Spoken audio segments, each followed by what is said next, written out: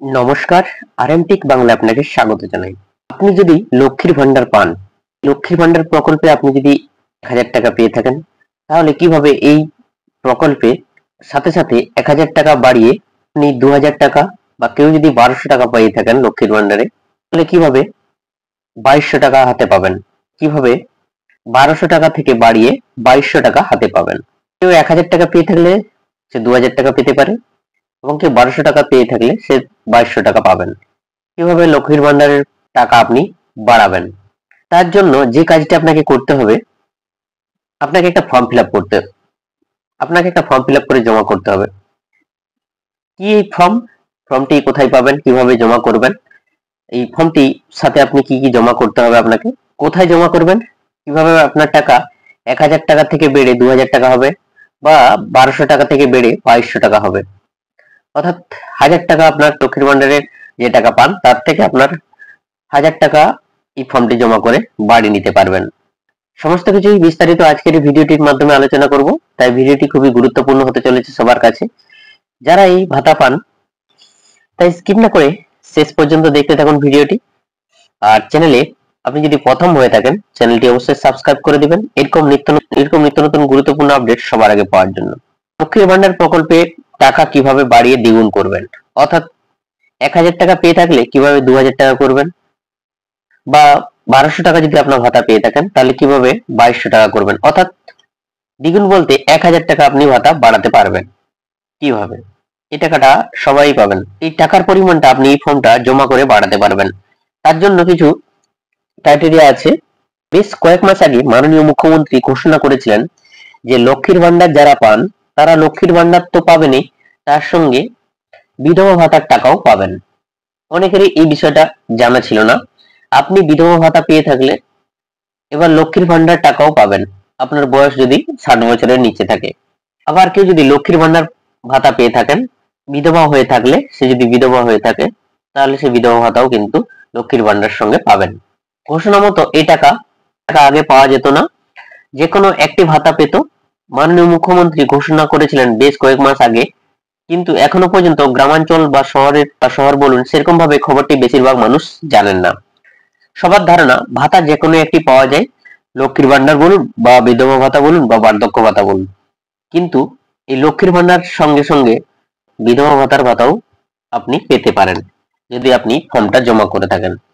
এই লক্ষ্মীর ভান্ডার পেতে পেতে আপনার বয়স যদি ৬০ বছর হয়ে গেলে আপনার বার্ধক্য ভাতাতে কনভার্ট হয়ে যায়, তখন বার্ধক্য ভাতা পান।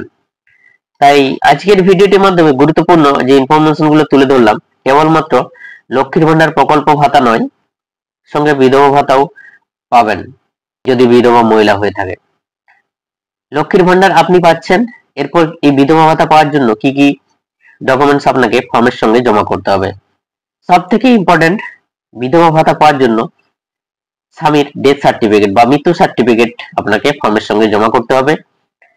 এটা কিন্তু অবশ্যই প্রয়োজন, নচেত কিন্তু আপনার এই বিধবা ভাতা চালু হবে না। আপনি বারবার ফর্ম জমা করে থাকলেও কিন্তু পাবেন না। এরপর ব্যাংক অ্যাকাউন্ট, আধার কার্ড, ভোটার কার্ড বা রেশন কার্ড, ফটো ১ কপি, সঙ্গে আধার কনসেন্ট ফর্ম যদি ফর্ম অ্যাটাচ হয়ে থাকে। এই আধার কনসেন্ট ফর্মটা দেখবেন ফর্মের সঙ্গে অ্যাটাচ করা থাকে। কনসেন্ট ফর্মটা আপনি সই করে দেবেন আধার কার্ডের নাম্বারটা উল্লেখ করে। কনসেন্ট ফর্মটা আপনাকে জমা করতে হয়, অর্থাৎ এই কারণে কনসেন্ট ফর্মে আপনি ঘোষণা করে দিবেন যে আপনার আধারটা ব্যবহার করার অনুমতি দিচ্ছেন। এই সমস্ত ডকুমেন্টস গুলো সাথে ফর্মটি জমা করার পর এন্ট্রি করার সময় আপলোড করতে হয়, নচেত কিন্তু আপনি ফর্ম জমা করে থাকলেও কিন্তু এই ফর্ম কিন্তু এন্ট্রি হবে না, অর্থাৎ আপনি পরে খোঁজ করলে জানতে পারবেন যে আপনার ফর্মটা এন্ট্রি হয়নি, অর্থাৎ আপনার ভাতা চালু হবে না। এবার এই ফর্ম কোথায় পাবেন বিধবা ভাতার? তার জন্য আপনি দুয়ারে সরকার থেকেও পেতে পারেন। এই মুহূর্তে দুয়ারে সরকার না থাকায় আপনি বিডিও অফিস থেকে পেয়ে যাবেন। যদি আপনার গ্রাম পঞ্চায়েত এলাকার বাসিন্দা হয়ে থাকেন তাহলে আপনি বিডিও অফিস থেকে পেয়ে যেতে পারেন, আর পৌরসভার এলাকার বাসিন্দা হয়ে থাকলে আপনি মিউনিসিপ্যালিটি অফিস থেকেও পেয়ে যাবেন। এছাড়া গ্রাম পঞ্চায়েতেও খোঁজ করে দেখতে পারেন, যদি কোনো গ্রাম পঞ্চায়েতে অনেক সময় ফর্ম পাওয়া যেতে পারে।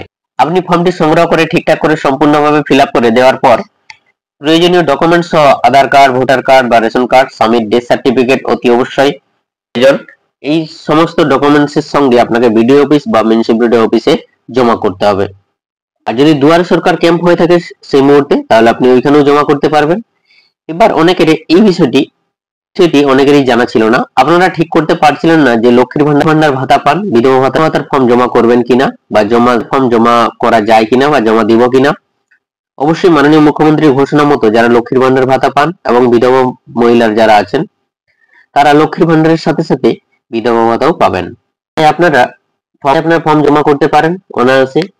আর এই ফর্ম ফিল আপ করে জমা দেওয়ার কয়েক মাসের মধ্যে কিন্তু চালু হয়ে যাবে। এই বিধবা ভাতাটা কিন্তু ফর্ম জমা দেওয়ার সাথে সাথে চালু হয়ে যাচ্ছে। বার্ধক্য ভাতার মতো কিন্তু অপেক্ষা করতে হবে না। বেশ কিছুদিন আগে মুখ্যমন্ত্রী ঘোষণা করেছিলেন যে পুজোর পরে আরো অনেক নতুন করে বিধবা ভাতা প্রাপকদের ছাড়া হবে নতুন করে। তাই ভাবছেন ফর্ম জমা করবেন কিনা, অবশ্যই জমা করে দিন। তাহলে কিন্তু আপনার ভাতা 1000 টাকা বেড়ে 2000 টাকা হয়ে যাবে। আর যারা লক্ষ্মীর ভান্ডারে 1200 টাকা পান, তাদের বেড়ে 2200 টাকা হয়ে যাবে। অর্থাৎ 1000 টাকা করে আপনি বেশি পাবেন এই ফর্মটা যদি আপনি জমা করে থাকেন। আর এই টাকাটা বাড়াতে পারবেন শুধুমাত্র বিধবা মহিলারা, কেবলমাত্র যারা লক্ষ্মীর ভান্ডার পাচ্ছেন, এটি কেবলমাত্র তাদেরই জন্য। এইভাবে আপনারা লক্ষ্মীর ভান্ডারের টাকা খুব সহজেই বাড়াতে পারবেন। লক্ষ্মীর ভান্ডার ও বিধবা ভাতার টাকা দুটোই পাবেন যদি ফর্ম জমা করে থাকেন দুটোই। ভিডিওটির মাধ্যমে এই খুবই গুরুত্বপূর্ণ ইনফরমেশন তুলে ধরলাম, যা এখনো পর্যন্ত বেশিরভাগ মানুষের কাছে অজানা ছিল। আশা করি ভিডিওটির মাধ্যমে অনেকেই উপকৃত হবেন। তাই ভিডিওটি ভালো লাগলে একটা লাইক করে দেবেন এবং অবশ্যই বন্ধুদের মাধ্যমে অবশ্যই ভিডিওটি সাথে শেয়ার করে দেবেন এই গুরুত্বপূর্ণ ইনফরমেশনটা।